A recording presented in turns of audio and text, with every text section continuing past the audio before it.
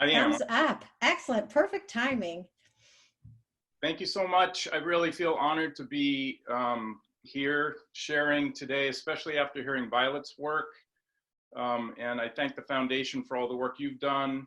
So my name is Peter Mortola. I teach a class on Violet's work called Play Becomes Real. I just looked today, I've taught it for 16 years. So it's been sort of a backbone to what I do here at Lewis and Clark. So it's a college in Portland, Oregon. On a nice day, it looks like this in Portland. Today it's springtime, but it's a little bit rainy. And just like all of you, we're dealing with a new COVID life. So I wanted to share a piece of my COVID life, which is my sons, Riley and Noah, and our cat, Puffin. And I gotta say, thank God for pets. It's been a lovely time to have the relationship between my boys and my wife and me get stronger, but also our relationship with our little cat.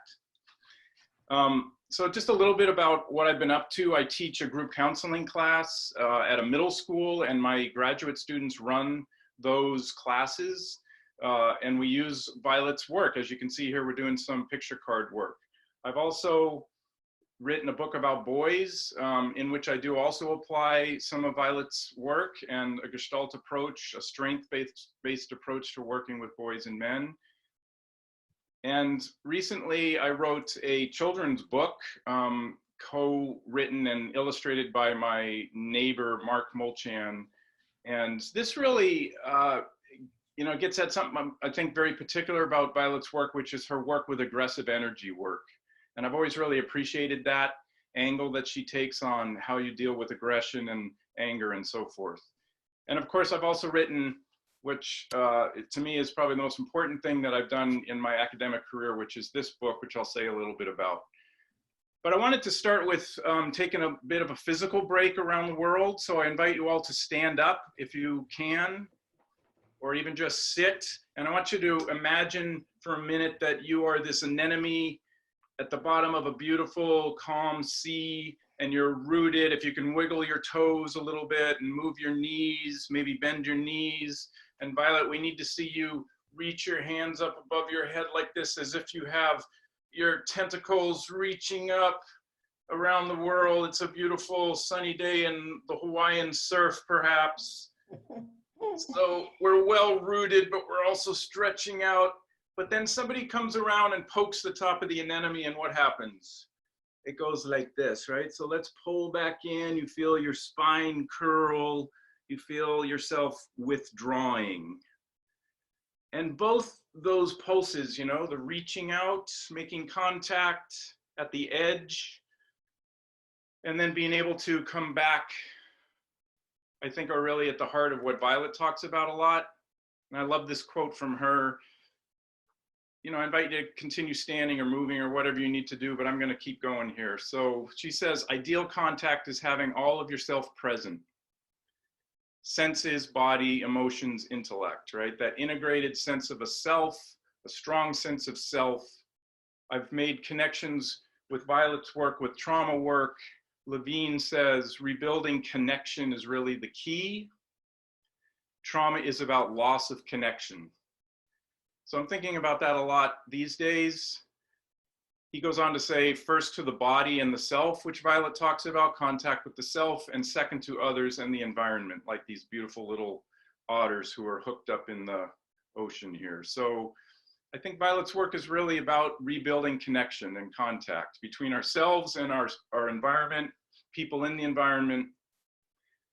So I first got introduced to Violet's work, I think it was 1988, Violet, when we met in Santa Barbara. And soon after that, I started attending her trainings. And as you can tell from this photo, just the international scope of her work is what blew my mind.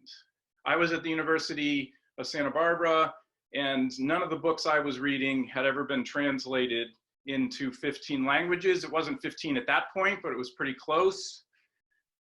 So what I'd like to do is a little bit of call and response here as we go through. I want to show the covers of the different books from the different language versions. And I would love it if you have read that book in that language. If you could do three things. You can just turn on your mic and say your name, the year you read the book, and maybe the title of the book, right? So in Spanish, I might say, leí el libro de Violeta en español in 1988, Ventanas a Nuestros Niños, okay? So it's a little bit of, I would love to hear this sort of international voice of Violet's work represented. So if you see the book cover in the language that you read it in, can you please jump in? So this is the first one. Yo leí ese, Ventanas a Nuestros Niños. Yo también lo leí. Y yo también, desde Colombia. Yo leí ese libro en México en el 2010. Yo en el Desde Paraguay. 2015. Yo leí el libro en México en 2009. Yo leí el libro en Panamá en el 2018. Ventanas a nuestros niños. Yo leí Ventanas a Nuestros Niños en Argentina en el 2006 y luego El Tesoro Escondido hace 2 años. El Tesoro Escondido es mi Biblia. Mi Y Biblia. acá está Laura. Laura, este es el de Peter. Ah, muy bien. Ah, ese, necesito ese. Es este Violeta. Okay, I'm sorry, we have to move on to other languages. Yo leí Ventanas a Nuestros Niños en 2017. Português. Eu li esse livro, Descobrindo Crianças, a abordagem gestáltica com crianças e adolescentes em 2010, no Brasil. I read it in Brazil in maybe 1989. Muy bien. In German. No. No one's representing Germany today. We'll have to move on. Ho letto Il gioco che guarisce nel 2007.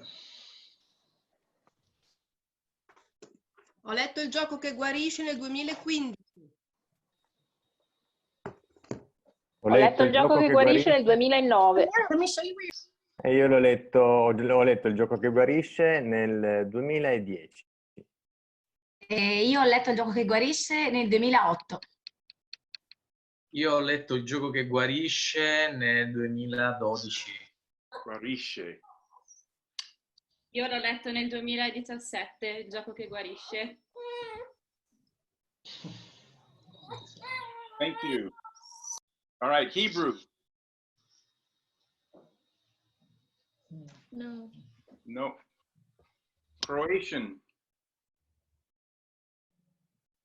The Road to the Child's Heart. Jer put do dječjeg srca. Croatia. Aha. Put do dječjeg srca. Thank you, Mirella. Окна в мир ребенка. Вайлет Оклендер.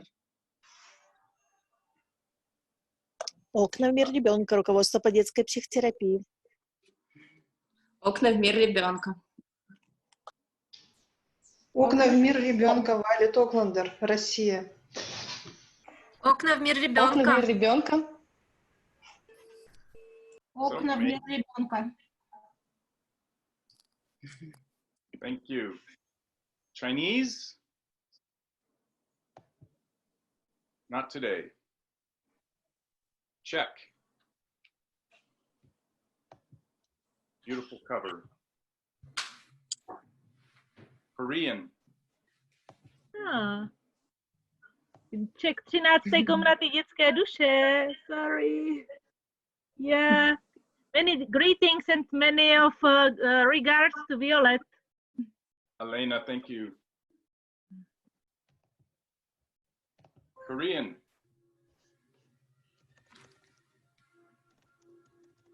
One of my favorite covers, Lithuanian.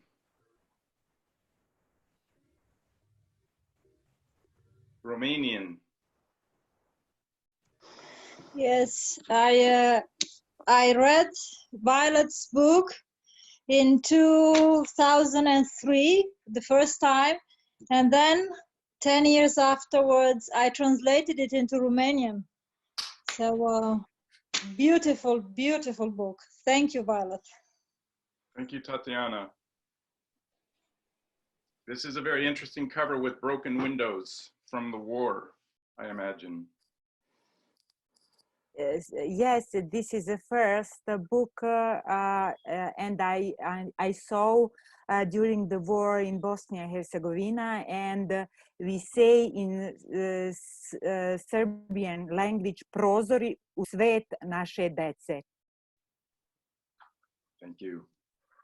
In French?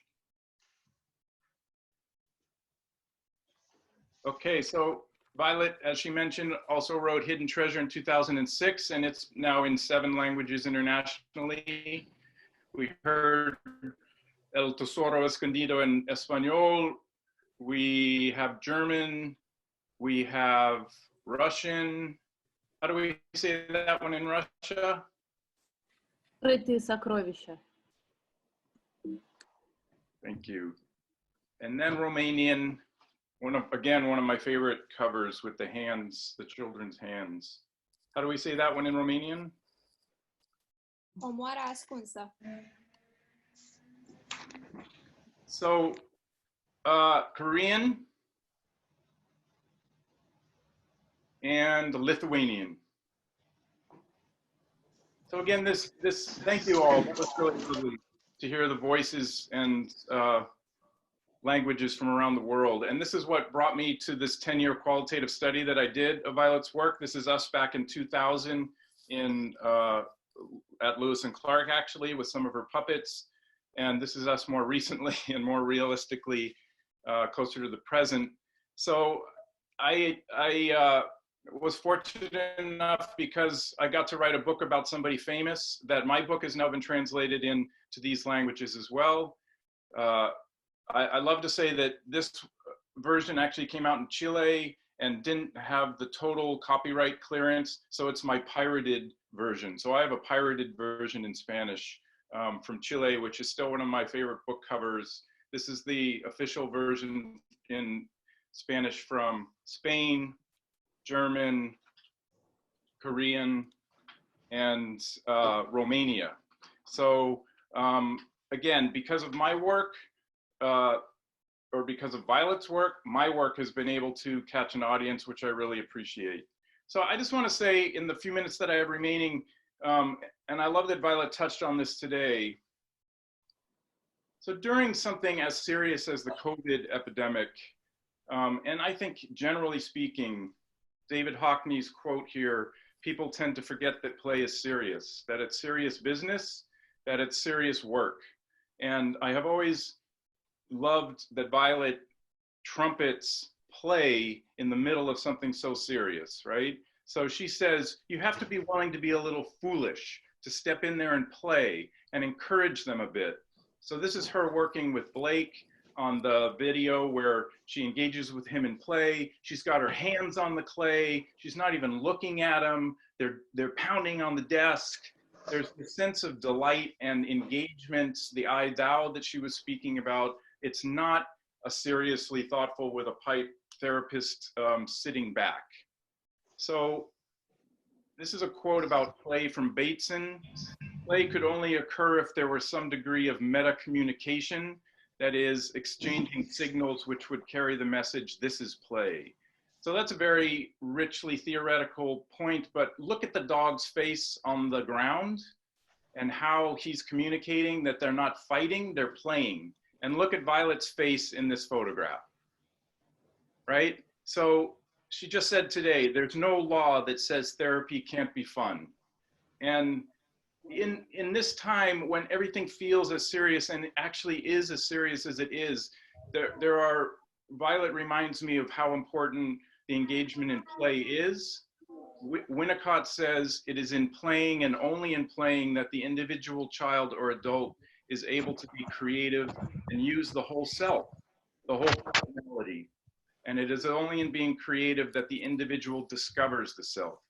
So 2 things for me: we use the whole self in play, sensory, imaginative, narrative, physical, intellectual, emotional, and we also discover parts of ourself in play. We find parts of ourself, which has always been amazing to me. All of a sudden, part of me is in the drawing that I had no idea was there, right? So that integration of myself happens in play. And this last quote here theoretically underscores for me why play is so important. It may be that the evolutionary significance of play is not that it maintains an already existing reality, but that it provides alternatives to it. So reptiles don't tend to play, and human beings in a situation as serious as this are able to come up with alternative realities, right? We're already coming up with alternative ways of doing therapy, of making contact, of staying healthy. That's the human capacity. And that's the deepest thing that I think Violet shared with me. In her work, you know, I identified this 4-step process. The first 3 steps are all about play. The first step is about imagine yourself as a rose bush. Nobody says that, right? Nobody tells you to imagine yourself you're a rose bush except Violet. And secondly, let's draw that. Let's engage our senses. Let's be quiet and do something sensorial for a moment. And thirdly, I think, and most difficultly, she says to Blake, Whale, is your family, what's your family like, Whale? Are you safe where you live, Whale? She's talking to the play. She's in the play, right? And it is through that that Blake comes up with this profound loss of his father and so forth. So only later does she sort of step back out and say, did any of that fit for you in your own life? She was first playing with us. For 20 minutes, for 30 minutes, she plays with Blake in that video where she's got cameras rolling and lights on her and no supervisors watching her necessarily, but you know, she has the courage to step in and play. So I just want to show a couple of examples of how we've worked with middle schoolers. This is a rose bush drawing. I like the sun. I like flowers. I'm a wild plant. And I say, how are you like that sunflower? She says, my flower is very bright and I like bright stuff. And Simon, who's also in the group, says, and you are bright. And Leonti says, yeah, you're bright. And I say, do you like hearing that you're bright? And Alana says, yeah, it's nice. So this would take too long to describe all of it, but I ask kids that first question down below, when I talked as if I was the plant, the things I said connected to my own life. And 67, almost 70% of them say a lot or very much so. So there is something kind of magical that happens in that. They're talking about a rose bush and suddenly it becomes real. I've asked graduate students when I work with them about whether it's sand tray or clay, the same question. So it's the blue line there. As a client, my play this week became real. And either they answer on average substantially or unexpectedly deep. On average, it's above substantially for each of those media that we've worked with. And just one last one is, I'll just skip to the last one, which is in Mexico. I asked the same question after we had done clay experiences and card experiences and drawing. And on average, they're between substantially and unexpectedly deep that their play became real, right? So what's interesting to me about this is in Mexico, internationally, for all of you, there's this cross-cultural aspect of Violet's work, maybe even more potent than it is in the United States. I'm not sure if that's because of our behavioral background or sort of puritanical background or whatever, but this rich play becoming, Violet's work has these legs outside of the United States. So Violet reminded me that play is serious. And Violet, I love that you did that for me and all the kids that I work with, and I'm forever grateful for that. And your quote at the bottom here, when I can let go and allow myself to imagine these things, I'm actually coming back to myself because they're always projections.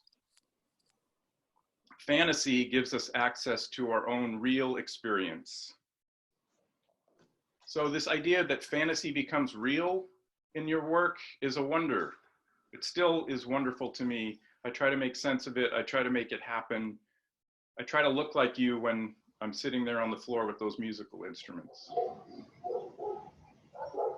Oh, I want to just share one last thing, which is that, so I've had to teach this class online. So what I did is I had to record all my lectures. and they're on YouTube. So I invite you to take a look at them. I would love to hear your feedback. In the first one, I give an introduction to Violet's work, and I talk about the cross-cultural data on her work. In number 2, I talk about the first steps, which are her sort of 4-step process and what projection has to do with her work and the Gestalt formation. In step 3, I talk about contact and self-regulation, sort of deepening the theoretical understanding of her work. In step 4, as Violet does, she later steps into emotions. So my 4th one is on working with emotions, especially from a sense of emotions. Lynn had that nice, helpful metaphor last week about the faucets. I propose another metaphor, which is about a thermostat, which is like emotions give us a signal to what our own temperature is and what the outdoor temperature is and how we come to relationship between those two. And then the last one is a much more deeper exploration of play, and which you caught a little glimpse of there in this piece. And I actually show some of the examples of cross media. So this has been, I feel so honored to speak today to all of you, to follow up on Violet's work. Thank you, Karen, for setting this all up. Un beso.